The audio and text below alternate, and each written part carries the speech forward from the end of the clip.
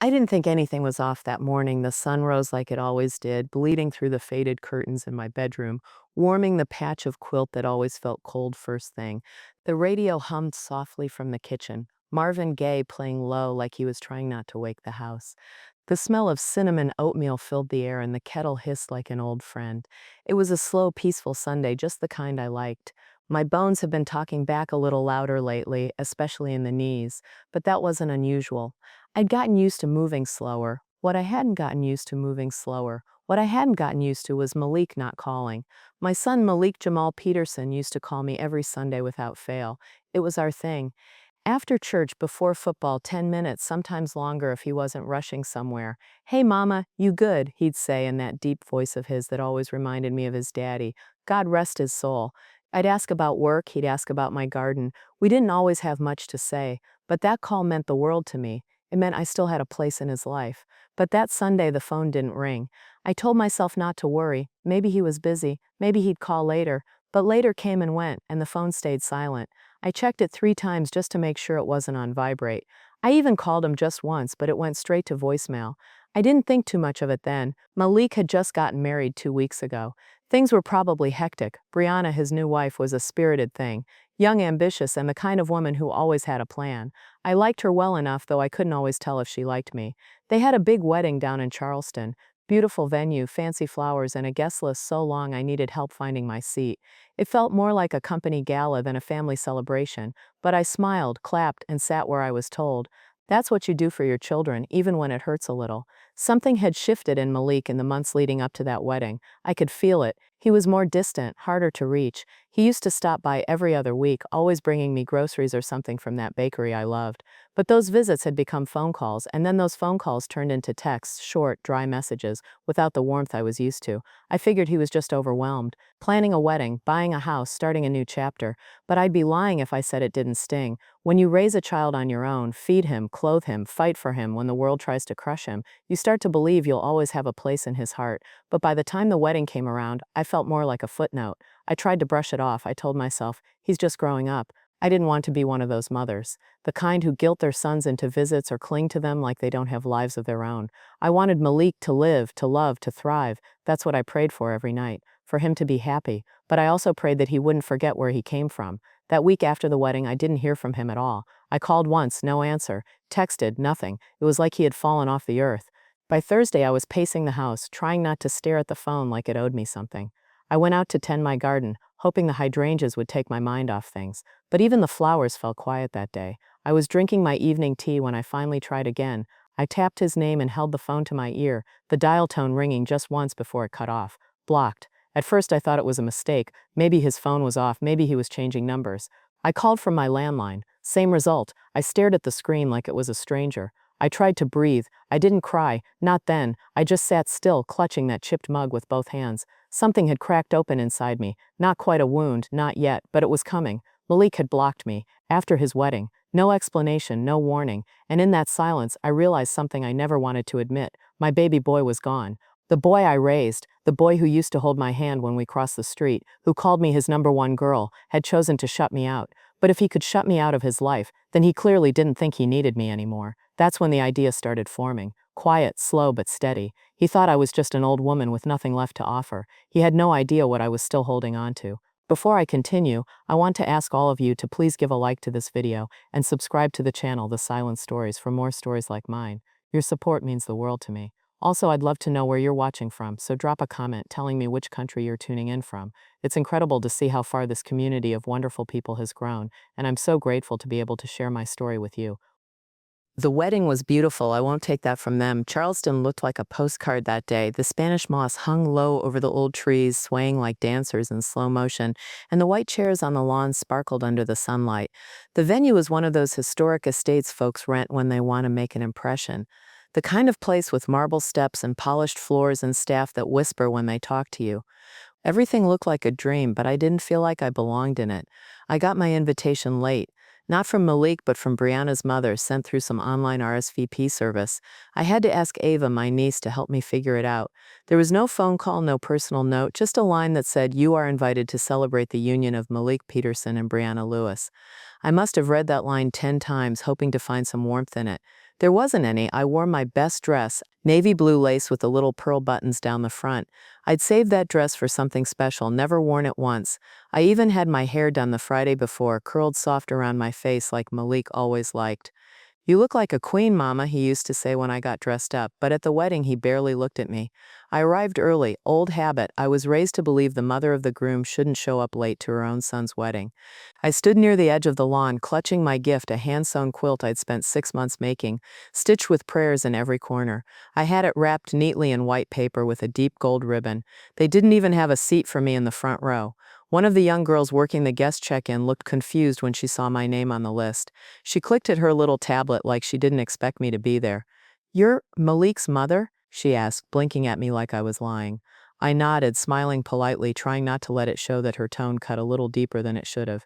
She walked me halfway down the aisle, then gestured to a seat in the third row, behind the groom's coworkers, behind Brianna's hairstylist. Not next to my family, not next to Malik. I sat down slowly, smoothing my dress. I told myself it didn't matter where I sat, that I was just grateful to be there. But the truth is, it hurts. Malik didn't even come over before the ceremony. I could see him laughing with his groomsmen, adjusting his bow tie, looking every bit the proud, successful man he had become. He glanced in my direction once, maybe twice. No smile, no waves. He looked through me like I was just another guest. I didn't recognize the man standing at that altar. And Brianna? She didn't even speak to me. I passed her in the hallway before the ceremony started. She was fixing her makeup in the mirror, surrounded by her bridesmaids. I paused, hoping she might say something. Instead, she looked me up and down like I was a stranger who had wandered in off the street. "Oh, you made it," she said flatly, before turning back to her reflection. "Oh, you made it. Not 'I'm so glad you're here' or 'thank you for raising the man I'm about to marry.'" I forced a smile. "Congratulations, sweetheart," I said, my voice quiet. She didn't reply. The ceremony went by in a blur. Vows exchanged, rings slipped on, kisses shared. People clapped and dabbed their eyes with napkins. I sat still, feeling like I was watching it all through a pane of glass. No one introduced me to the guests. No one asked me to stand for pictures. I gave the photographer my name, asked if he could get one shot of me and Malik. He nodded politely but never came back. At the reception, I was seated near the back, next to a couple of folks I didn't know, and a distant cousin from Ohio who left after the salad.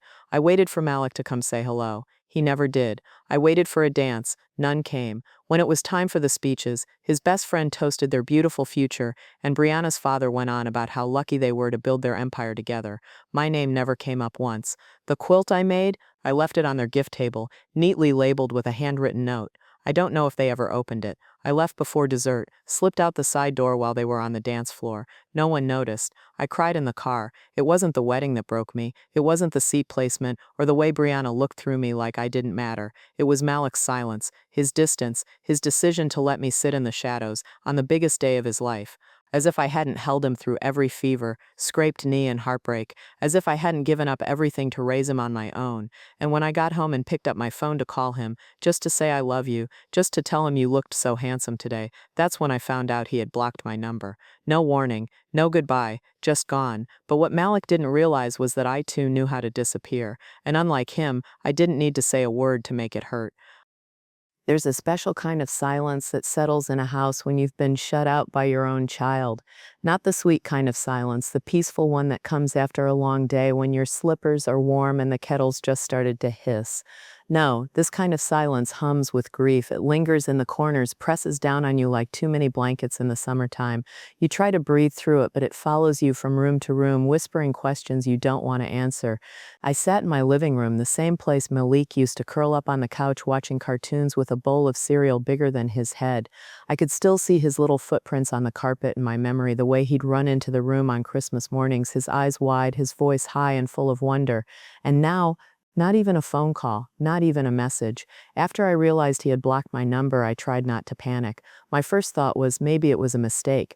Maybe he dropped his phone in the ocean on their honeymoon or got a new number, so I called from my landline. Voicemail. I texted him from Ava's phone. Nothing. I even emailed him, writing the kind of message that felt too formal to send to your own son. "Malik, please let me know you're okay. I'm here if you need me." No response. Days passed, then weeks, each one heavier than the last. I started questioning everything, wondering what I had done wrong. Was it something I said, something I didn't say? Maybe I'd been too pushy at the wedding. Maybe I should have smiled more. Maybe I'd embarrassed him in front of his new life with all its polished edges and designer chairs and photo walls.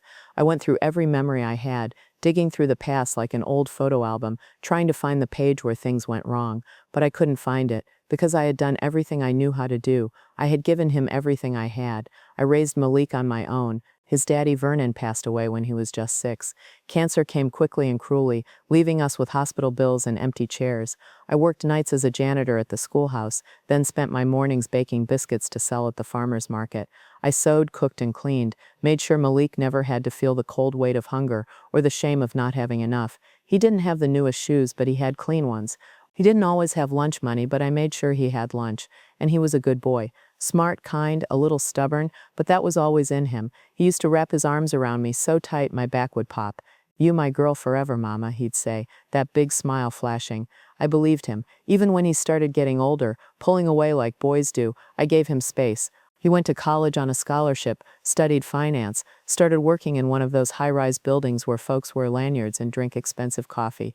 He bought his first car, then a condo in Atlanta. He brought Brianna home once, just once. She was polite but distant, polished. I remember thinking she had the kind of smile that didn't come from joy, but strategy. Still, I tried to welcome her. I cooked her favorite meal, shrimp and grits, and even pulled out the good silverware, but something in her eyes told me I was being tolerated, not embraced. Malik barely looked at me that night. He kept his phone on the table, glancing at it like he had somewhere better to be. And now I suppose he does. I didn't talk about it to many people, not at church, not with my neighbors. I carried that pain like a fragile box I didn't want anyone to see inside. Folks would ask how Malik was doing, and I'd smile and say, "Oh, he's doing just fine. Married now, living the big city life." Then I'd change the subject. Because how do you explain that your child, the one you held through fevers, the one you taught how to tie his shoes, doesn't want you in his life anymore? How do you tell someone that your son blocked your number and never told you why? You don't. You just live with it. I started moving through my days like I was underwater. Grocery runs felt slower, the checkout line quieter. The walls of the house echoed with absence. There were times I thought about calling his office, looking up the number, dialing, pretending I had a reason. But pride stopped me. Dignity held my hand and said, "No, baby, not like this." Then one night I sat on the porch, watching the sunset bleed into the sky like it was apologizing for something. That's when I remembered something my mama once told me. Sometimes, baby, the people you pour into end up drinking from somebody else's cup, and it ain't your job to refill them anymore. I let that sit with me, let it wrap itself around my heart like a shawl. Maybe Malik had outgrown me, or maybe he thought he had. Maybe in his new world of cocktail parties and business brunches, there wasn't room for the woman who had packed his lunches and prayed over his sleep. But what he didn't know, what he had forgotten, was that I wasn't just the woman who scrubbed floors and clipped coupons. I had built something, quietly, carefully, and just because he couldn't see it, didn't mean it wasn't there. He blocked me from his life. But he didn't know, not yet, that I had the power to block him too. It's funny what folks assume about you when you keep your life simple. They see the old car in the driveway, my 2004 Buick with the chipped paint on the hood, and they think you're scraping by. They notice the modest little house with the worn front steps and the screen door that sticks and figures you don't have much. They hear you shop at the discount store and cook all your meals at home, and they think that's all there is to your story. What they don't see is what's behind the curtains. What they don't know is what I've built, not for show, not for pride, but for security, for peace, and Lord knows I never had much, not when I started. But I had common sense, I had patience, and I knew how to stretch a dollar so far it begged for mercy. I didn't go to college, but I knew how to read a bank statement. I didn't wear designer clothes, but I knew how to read people. I learned early that if I wanted to survive and if I wanted Malik to have something better, I'd need to outthink and outplan everyone around me, so I did. I started with a savings account when Malik was still in Pampers. I put $20 in it every month, even when it meant skipping something for myself. When his school lunches went up by a quarter, I packed his food instead. When the price of eggs rose, I learned how to make a dozen meals with beans and rice. I picked up side work ironing for the ladies at church, doing hair on Saturdays, even selling sweet potato pies during the holidays. Every dime I made, I split it, some for bills, some for savings. I called it feeding my future, and I didn't just stop at a savings account. I bought bonds, not the flashy kind, but steady, slow-growing, patient money. I bought a little piece of land in my hometown in Alabama, where my mama's house once stood before it burned down. It wasn't worth much at the time, but I kept the taxes paid and the grass trimmed. That land is worth 5 times what I paid for it now. I also had a life insurance policy, one that started as a small burial plan but grew over the years into something solid. And when I turned 60, I rolled over my retirement into a trust. A living trust, one that held every bit of wealth I'd managed to save, protected from taxes and from greedy hands. Now, I never told Malik about any of that. Not because I didn't trust him back then, but because I didn't want him thinking he didn't have to work for what he wanted. I raised him to be strong, independent, driven, and he was. He made something of himself, built a career, married a woman who knew how to climb the ladder. I was proud. I truly was. But pride is a funny thing. Too much of it can blind you to the people who made your foundation. Malik looked at me, at my soft sweaters and garden shoes, at the canned vegetables in my pantry and my rotary phone that still works, and he decided I didn't have anything left to give. That's what broke me the most. He didn't just block my number, he blocked me from his future, like I was some relic of the past, a burden to be managed, a name to be left off the family tree so it looked cleaner, newer. But what Malik didn't realize was this: I held the very key to the legacy he thought he was building. Because all that money, all that land, those policies, those accounts, those documents neatly folded and filed in my safety deposit box, it was all in my name, and I had been planning to leave it to him. He was my only child, my whole heart, every sacrifice I made, every sleepless night, every skipped meal and scraped penny, it was all so he could have a better life than I did. I didn't want flowers at my funeral. I wanted to hand him the keys to a life that didn't start at zero. But now he didn't even think I was worth a Sunday phone call. He didn't know that I had already written the documents, that I had named him as the sole beneficiary of my estate, that the trust had his name typed on the line beneath mine, that I had planned for him to inherit everything. And now I was staring at those same documents with a pen in my hand and a decision to make. He had cut me off, so maybe it was time I cut him off too. Not out of anger, out of principle, out of self-respect. He wanted to live without me, so be it. He just wouldn't live off me. He had no idea the door he slammed was the very one that had been holding the fortune he didn't know existed, and I wasn't about to go knocking, begging to be let back in. I didn't make the decision out of anger. I need you to understand that. It wasn't rage that brought me to the lawyer's office that day. It wasn't bitterness or vengeance. No, it was something quieter, colder, and far more dangerous than anger. It was clear there comes a time in a woman's life, especially a mother, when you have to ask yourself, what's left of me if I keep giving to someone who only takes? That question had been tapping on the back of my mind ever since Malik blocked my number. And one morning, as I stood at the kitchen sink rinsing out my tea mug, it answered itself, what's left? Nothing. And I hadn't come this far to end with nothing. So I put on my coat, grabbed my little blue folder, the one with every financial document, copy of deeds, and account number I'd collected like sacred scripture over the years, and I made an appointment with Mr. Franklin down on Auburn Avenue. He's been my attorney for over 15 years, a no-nonsense kind of man with skin like mine and gray at his temples that speaks to wisdom, not wear. He'd handled the trust for me when I turned 65, helped me organize everything so that Malik wouldn't have to deal with courts or paperwork when I was gone. It was my gift to him, a mother's final duty, leave things tidy. But now I was here to untidy it. Mrs. Peterson, he said, standing as I entered his office. It's been a while. You look well. I feel focused, I replied, smoothing my coat as I sat. I need to make some changes to my trust. His eyes studied me for a second, and I saw the shift, the small flicker of concern behind his glasses. He leaned forward, his voice low. Something happened? I nodded slowly. My son's made it clear I no longer have a place in his life, and if that's the case, I don't see why he should have a place in my estate. He didn't question me, just nodded. He slid the folder toward himself and opened it with care, like he was handling the bones of an old house. I want it all reassigned, I said, more calmly than I thought I could. The land in Alabama, the bonds, the house, the life insurance, all of it. I want him removed. Every line where his name shows up, I want it gone. He hesitated, his pen hovering. Do you have someone else in mind? I did. Ava, my niece, my late sister's daughter. She was the one who checked on me, made sure my roof didn't leak and my prescriptions were filled.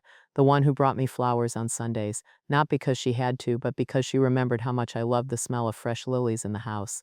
I want it to go to Ava, I said. She's earned it. With love, with time, with truth. Mr. Franklin got to work. The only sounds in that room were the scratch of his pen and the faint ticking of the clock on the wall behind him. And as the minutes passed, I felt lighter. Not happier, this wasn't a joyful thing, but lighter, like I had set down a weight I'd been carrying for too long. He handed me the new documents to review. My name, Ava's name, dates and details all arranged in a neat legal row. Malik's name is nowhere to be found. I stared at the empty space where his name used to be. There was a sting, Of course there was. You don't erase a name like that without feeling the burn. But I signed the line anyway, because love without respect is not love at all, and Moloch had forgotten what respect looked like. Mr. Franklin made copies, sealed the originals, and placed them back into my blue folder with the same care I had carried it through the rain all those years. As I stood to leave, he said something that caught me. You know, Miss Peterson, most people your age would have just hoped he'd come around, waited for an apology. I smiled gently. I've spent my whole life waiting on buses, waiting on paychecks, waiting on men who didn't come home. I'm too old to wait on someone who already shut the door. He didn't argue. As I stepped outside, the sky was gray, the air crisp. I pulled my coat tighter around me and walked a little slower, but straighter, like my spine had remembered something important. I didn't feel triumphant. This wasn't revenge. This was me reclaiming my name, my worth, my work. Malik had made his choice in silence. I made mine with ink. And just like that, the fortune he never knew I had was no longer his to lose. It had been 6 months since I changed the trust, 6 months since I signed the line that severed Malik from everything he thought he'd one day inherit. And in all that time, the phone never rang with his name, no apology, no surprise visit, no message slipping through from an unfamiliar number, nothing.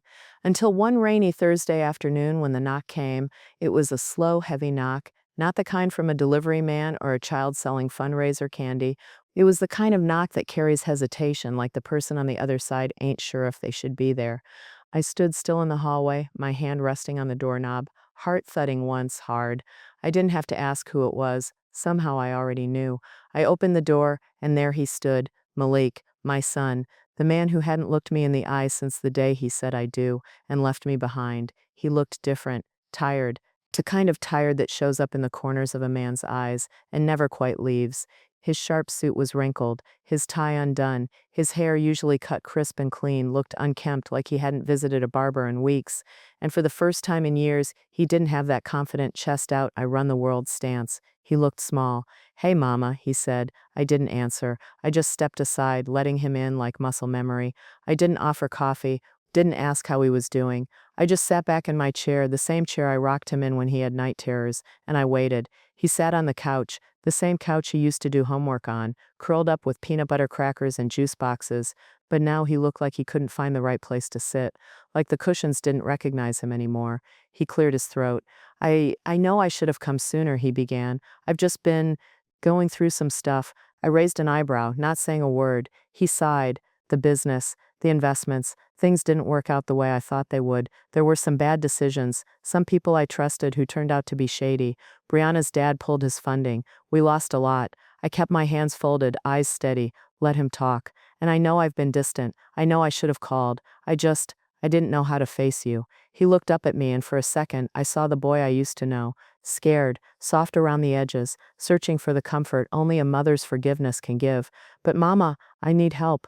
There it was, the real reason for the knock. He wasn't here for family. He was here for money. "My credit's wrecked," he continued. "We had to sell the condo. We're living in a rental now. I've got creditors calling, and one of them said they might take legal action. I remembered you had some investments set aside, some insurance stuff from Daddy's passing.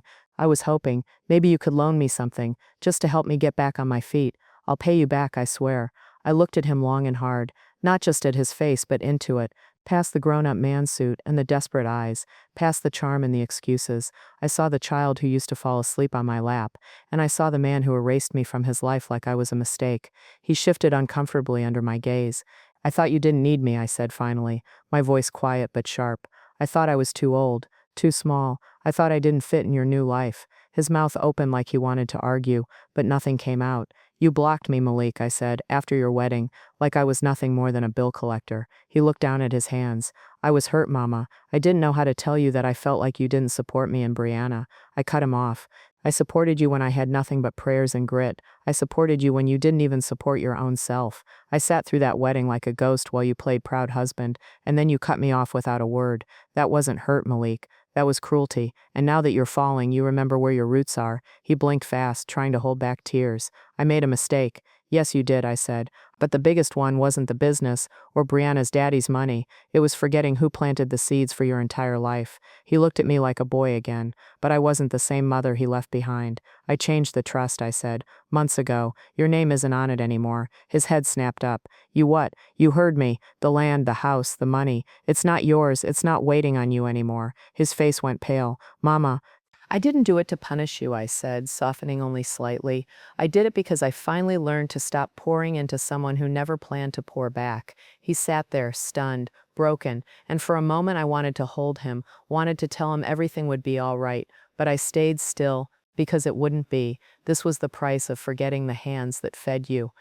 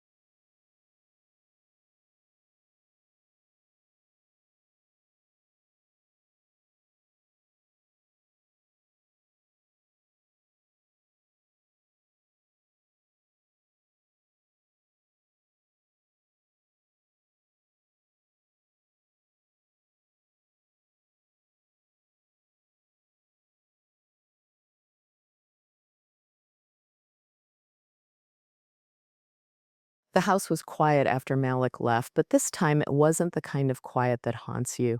It was the kind that wraps around you like a soft shawl, the kind that lets you breathe. I walked through my home slowly that evening, touching the backs of chairs, the edges of frames, the chipped corners of tabletops. Everything looked the same, but something inside me had shifted. I wasn't angry anymore. I wasn't grieving. I was steady. For the first time in a long time, I didn't feel like I was waiting for the phone to ring or bracing myself for the next disappointment. I had closed a door not just on my son's behavior, but on the version of me that kept hoping love would be enough to fix what respect had broken. Malik was my child, my only child, and Lord knows I loved him deeper than any ocean. But love doesn't mean handing someone the keys to your peace and watching them wreck it time and time again. Love doesn't mean erasing yourself just to fit into someone else's story. I gave him everything, and what he did with it, Well, that was never mine to control.